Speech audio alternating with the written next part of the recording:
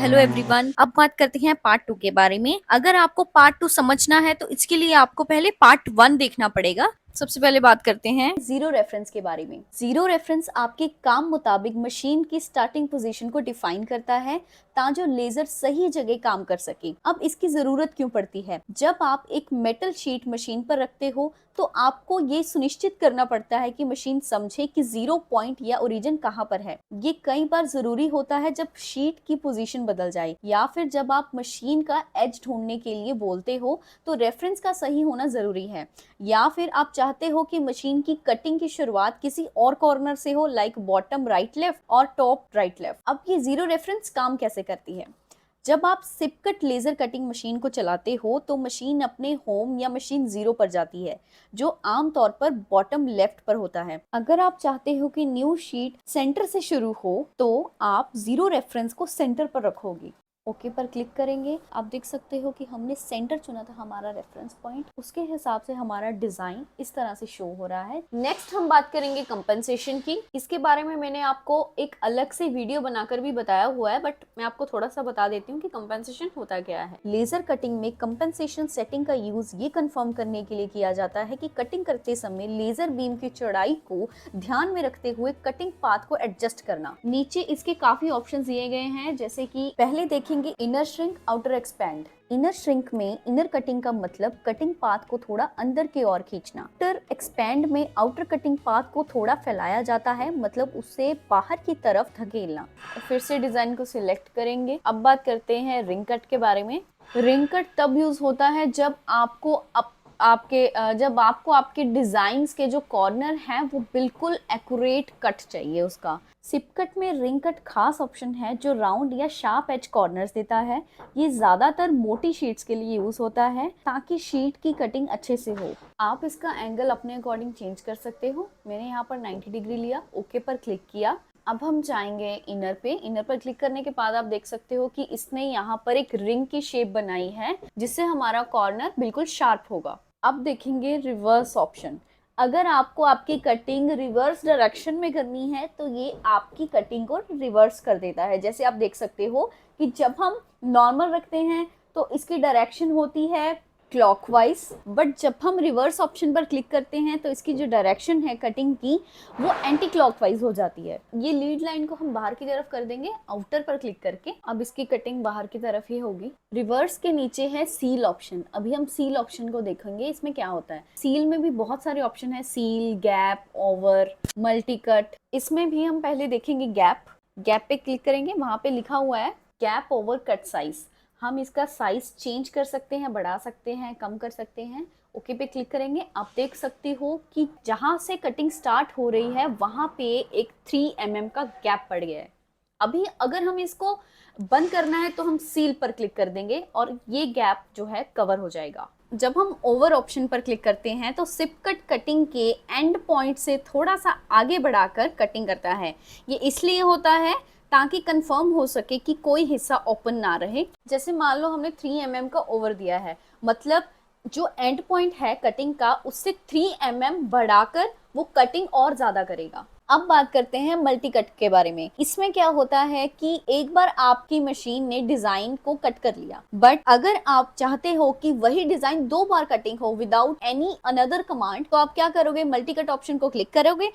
यही same cutting वो दोबारा करेगा ताकि कोई भी जो गैप रह रहा है, कोई भी जो ऐसा पॉइंट है जो नहीं कटिंग हुई जिसकी, वो आसानी से कटिंग हो जाती है। सील पर क्लिक करेंगे तो ये सारी चीजें हट जाएंगी। आगे देखते हैं रिलीफ एंड फिलेट के बारे में। सबको सिलेक्ट करेंगे। रिलीफ ऑप्शन पर क्लिक करके आपको दिखाई दे रहा होगा, यहाँ पे लिखा है स्पेसिफाई रेडियस। अभी ये पूछ रहे हैं कि आपको एक रिलीफ चाहिए। रिलीफ का मतलब है कि आपका जो कटिंग कॉर्नर है वो एक बाहर की तरफ एक हाफ सर्कुलर का पोर्शन लेगा, जिसमें आपको ये बताना है कि आपको कितना रेडियस चाहिए उसका। आपने पीछे देखा होगा हमने वहां पर रेडियस लिया था 5 mm का। अब आप यहाँ पे देखो कि सेम एग्जैक्ट 5 mm के रेडियस वाला सर्कल बना है। अब देखो फिलेट, आपके जो शार्प एज कॉर्नर्स होते हैं उसको वो ओवल शेप में कन्वर्ट कर देता है।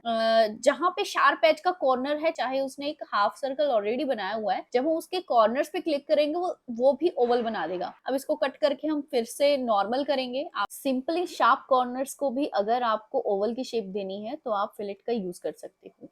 सभी कॉर्नर्स पे क्लिक करोगे, साथ ही साथ ये ओवल शेप में कन्वर्ट हो जाएंगे। ये सब क्लियर करने के लिए राइट क्लिक करोगे, उस पर अंडो और क्लियर ऑप्शन पर क्लिक करोगे। नेक्स्ट है cooling point. Cooling point basically use होता है इन जब आपकी जो शीट है वो ज्यादा की हो, लाइक 20-30 कूलिंग पॉइंट के ऐसे पॉइंट है जो हम किसी भी डिजाइन में किसी भी जगह लगा सकते हैं, जिससे कि हमारा कटिंग हेड है वो कुछ सेकंड्स के लिए रुक जाता है, ताकि शीट ठंडी हो सके और हमारा लेजर हेड डैमेज ना हो। इसमें ऑटो कूलिंग पॉइंट का भी ऑप्शन होता है, जिसमें जब आप ओके पर क्लिक करते हो ऑटोमेटिकली ग्राफिक के ऊपर कूलिंग पॉइंट्स लग जाते हैं। अगर आपको क्लियर करना है तो कंट्रोल Z का भी ऑप्शन है, अगर आपको वैसे क्लियर करना है क्लियर कूलिंग पॉइंट का भी ऑप्शन है, वहां पे जाके भी क्लियर कर सकते हैं। हमने एक नया ग्राफिक लिया है, इसका यूज हम करेंगे डिस्प्ले में। डिस्प्ले ज्यादातर यूज नहीं होता है, बट कई जगह पर इसका यूज हम कर सकते हैं। जैसे हम देखेंगे, सबसे पहले हम माइक्रो जॉइंट्स लगाएंगे। आपको कुछ दिखाना है इसलिए लगा रही हूँ। सबसे पहले हम माइक्रो जॉइंट्स लगाएंगे। अब इसको हमने कैंसिल कर दिया, क्यों किया? अब यहाँ पे देखिए डिस्प्ले में एक ऑप्शन है डिस्प्ले माइक्रो जॉइंट। जब हम इस पे क्लिक करेंगे तो हमारे ग्राफिक में जो हमने ऑलरेडी डिलीट कर दिए थे माइक्रो जॉइंट्स, वो हमें शो होने लगते हैं। ऐसे ही कुछ और चीजें हैं, देखते हैं। अभी आप देखोगे कि डिस्प्ले में काफी सारे ऑप्शंस हैं। डिस्प्ले स्टार्ट पॉइंट, जब हम स्टार्ट पॉइंट यहाँ पर शो करते हैं, अगर हमने इसको कैंसिल कर दिया तो जब हम डिस्प्ले पर जाकर क्लिक करेंगे डिस्प्ले स्टार्ट पॉइंट, तो वहां पर जो हमारा डिस्प्ले है वो ग्राफिक में शो हो जाएगा। जो हमारा पहले वाला ग्राफिक था उसको हम फिर से ओपन करेंगे। इंपोर्ट पे जाकर DXV फाइल खोलकर डेस्कटॉप पे हमने वो सेव किया था, ये देखिए 233DXF फाइल के नाम पर, ये यहाँ पर हमारी ओपन हो चुकी है। अगर आप देख सकते हो कि यहाँ पे एक स्टार्टिंग पॉइंट है, बाकी सारे हमारी जो कॉर्नर्स हैं, एजेस हैं, वो एक साथ जुड़े हुए हैं। हम इसको सिलेक्ट करेंगे। यहाँ पर एक ऑप्शन है नीचे, explode selected graphics include array text and line. Explode का मतलब होता है कि सभी लाइंस जो हैं उनको अलग करना, यानी कि हमारी एक एक लाइन, जो रेक्टेंगल की हमारी जो सारी लाइंस हैं वो अलग अलग हो जाएंगी। आप देखो कि सभी लाइंस के जो स्टार्टिंग पॉइंट्स हैं, पहले वो एक लाइन पे शो हो रहे थे, एक पॉइंट पे शो हो रहे थे, अभी वो चारों पॉइंट्स पे अलग अलग शो हो रहे हैं। इसका यही रीजन है कि आपकी जो लाइंस हैं वो अलग अलग हो चुकी हैं। जब हम इसको सिलेक्ट कर रहे हैं, ये एक बार में सिलेक्ट नहीं हो रहा, एक एक लाइन को सिलेक्ट करना पड़ रहा है। अभी डिस्प्ले पे जाके जब हम फ्रेम ओपन फिगर पर क्लिक करेंगे तो हमारा ये फ्रेम ऐसे शो होगा। जब कटिंग हेड कटिंग करेगा तो पहले वो एक लाइन कटिंग करेगा, उसके बाद वो सेकेंड लाइन कटिंग करेगा, थर्ड लाइन अलग अलग करेगा, मतलब वो एक ही बार में पूरा रेक्टेंगल कट नहीं करेगा। अभी हम इसको बोलेंगे ओपन फिगर, पहले ही क्लोज्ड फिगर थी। डिस्प्ले में जाकर आप एक और ऑप्शन देखोगे, display open figure in red. अब बिल्कुल क्लियर है कि जो ओपन फिगर है वो रेड कलर में शो हो रही है, और जो क्लोज्ड फिगर है जैसे कि सर्कल, वो ब्लू कलर में शो हो रही है। अगर आप इनको एक रेक्टेंगल में फिर से ज्वाइंट करना है, ऑप्टिमाइज में जाकर एक ऑप्शन है जॉइंट सेगमेंट, ओके पर क्लिक करोगे, आपका जो फिगर है वो फिर से क्लोज फिगर बना देगा जो आपकी पहले थी। जो लाइंस हमारी टूट चुकी थी वो फिर से जुड़ जाएंगी और एक नया रेक्टेंगल शो करेंगी। आगे हम ग्राफिक को सिलेक्ट करेंगे, उसके बाद डिस्प्ले पर जाकर देखेंगे डिस्प्ले कटिंग पाथ। आप अपने ग्राफिक का कटिंग पाथ देख सकते हैं कि किस डायरेक्शन में हमारा कटिंग हेड कटिंग करेगा। चलिए देखते हैं।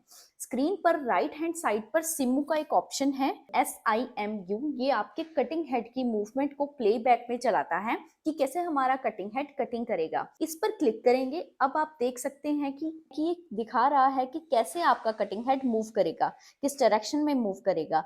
सबसे पहले वो रेक्टेंगल काटेगा, उसके बाद उसने सर्कल काटा। अब आते हैं डिस्प्ले ट्रेवल पाथ पर, उस पर क्लिक करेंगे। पहले इस ग्राफिक पर ये लाइन नहीं थी जो रेक्टेंगल और सर्कल को जोड़ती है। सिमू पर जाएंगे, ये देखिए ये कैसे कटिंग दिखा रहा है कि कटिंग हेड कैसे कटिंग करेगा। साथ में आपको वो पाथ भी दिखाएगा कि जहां पे कटिंग हेड ट्रेवल करके दूसरे कटिंग पीस के पास जाएगा कटिंग करने के लिए। आगे आते हैं डिस्प्ले इंडेक्स। मान लीजिए आपके पास बहुत सारे ग्राफिक्स हैं, बहुत सारे डिजाइन हैं जिसमें कटिंग पीसेस अलग अलग हैं। हमें नहीं पता कि हमारा कटिंग हेड कौन सा पीस पहले कट करेगा, तो हम इंडेक्स पर क्लिक करके, डिस्प्ले इंडेक्स पर क्लिक करके ये पता कर सकते हैं कि हमारा जो कटिंग हेड है वो सबसे पहले कौन सा डिजाइन कट करेगा। अब जो हमारे पास वो जो ग्राफिक दिख रहा है, पहले कटिंग होगा रेक्टेंगल, उसके बाद सर्कल कट होगा।